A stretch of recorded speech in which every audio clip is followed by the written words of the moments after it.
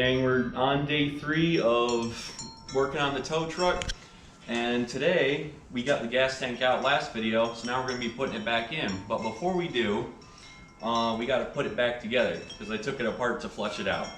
So we'll be getting right to that. When I pulled the tank apart, this piece here, the bobber or the float, whatever you want to call it, to measure the gas, the seal on the tank when we pulled it apart ripped in half. So I got a new one. Thing costs about 10 bucks, and you just stick it on there, slide it up, and the thing is, these holes, you got to line them up properly as well.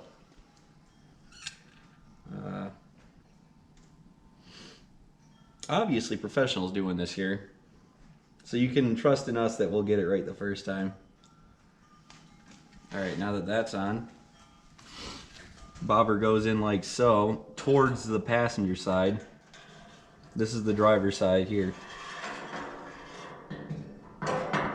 By the way, this still works. We tested it at the shop.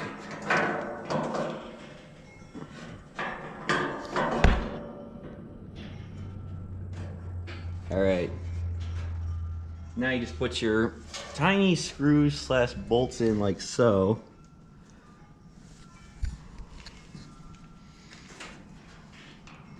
I think you're supposed to stretch this out beforehand.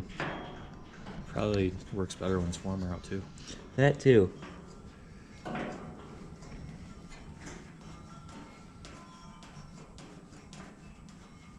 Is that going? Yep, that's going in. I wouldn't go too far. I'd get the other ones in first. Yeah.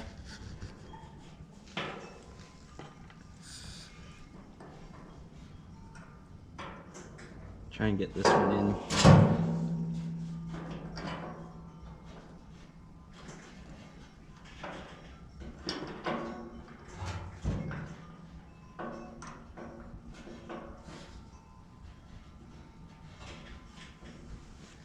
After messing around a bit, you kind of do have to stretch the seal for this, or stretch the gasket, and also since it's cold, like really cold, it doesn't really help.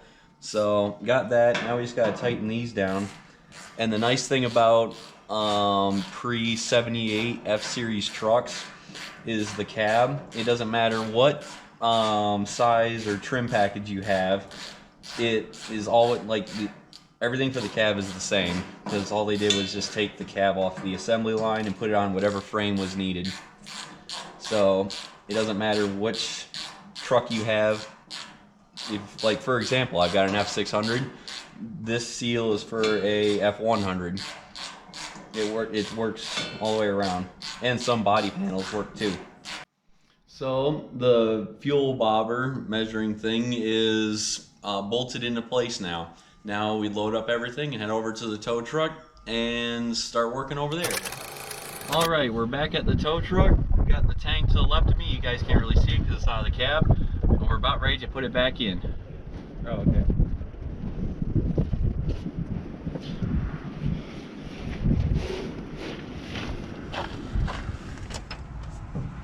I think it was 9/16, wasn't it?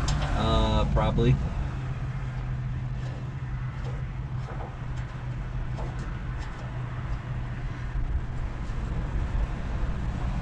Holy crap.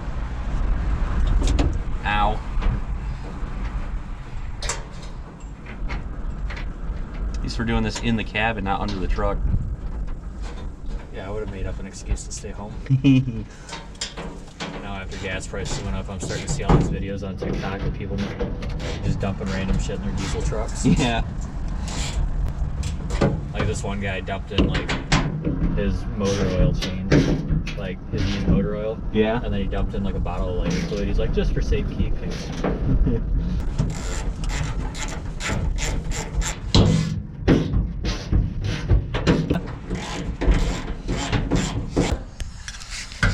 So we got all of our bolts back on, top and bottom. Got the wires back on for the sending unit. Got the filler neck hooked up. Now we just need the line that goes to the carburetor. But one thing with old lines like that, not very easy to move, so kind of a bitch to put back in. It's not that it's easy. It's not that it's hard to move. It's just the pipe doesn't want to send this in. There we go. Now you're threading in. New threads or old threads? Way old threads. Okay.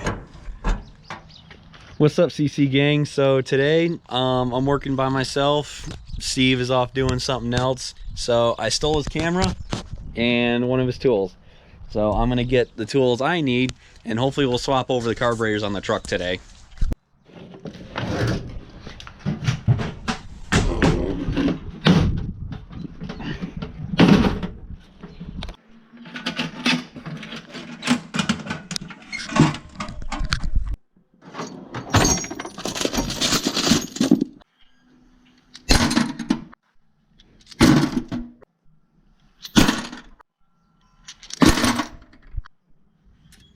Ooh, shiny long boy.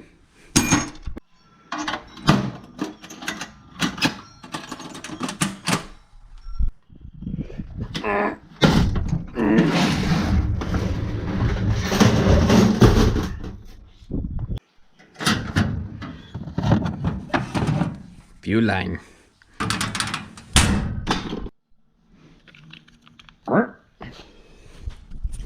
Lord, why'd you have to make lead so heavy?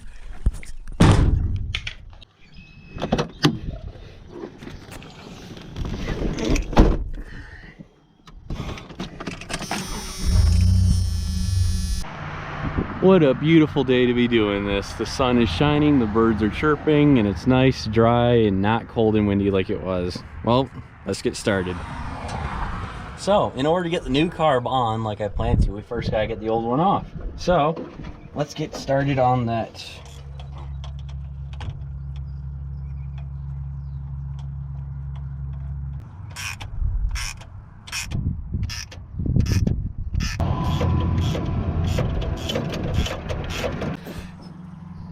Not only is it bigger, but I've got this tab in the way and that pumper.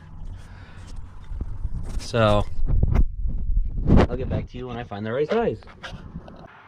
Well, I found the right size and it's 13, and I know, oh, this is 77, it's gonna be imperial, not metric. Well, it fits and I don't feel like digging around, so, and it's not even that tight, so I don't have to worry about rounding it.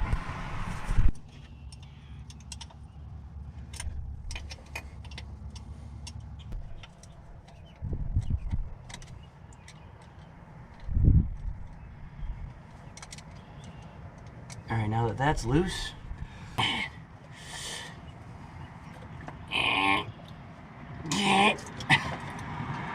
there. Old one off. New big one on. I think it just sits on like so. So I've concluded that this at the moment doesn't really hook up anything. In the future, I'm going to fix that. I used phone a friend and figured out that this hooks up to here. It can't really be adjusted because they really max out the throttle linkage both ways.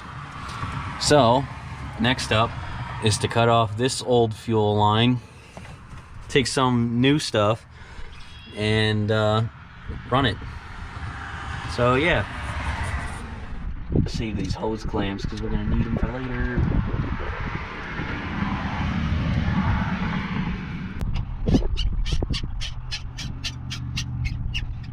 Squeaky, squeaky.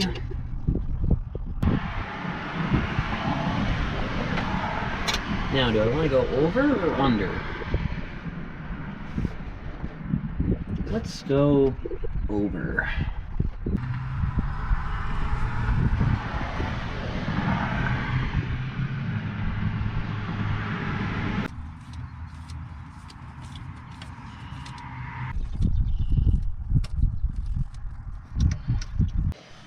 So last time we had this running, there's a huge puddle of gas on the intake manifold over here. We thought it was the fitting on the other carburetor. No, it turns out this has a hole in it. And from, you guys probably can't see, but from what it feels like, that's a big hole. So I guess I'll replace that bit of hose too. Look at this. It was like, no wonder why we were losing so much gas. It was coming apart in my hand as I was pulling it off. Oh, time to put on a new one. Alright, so I think I've got everything hooked up correctly. Time to hook a battery up and put some gas in it and see what happens. Alright, I've got the battery hooked up. Time to put some gas in and we'll see if it runs. Alright, and contact.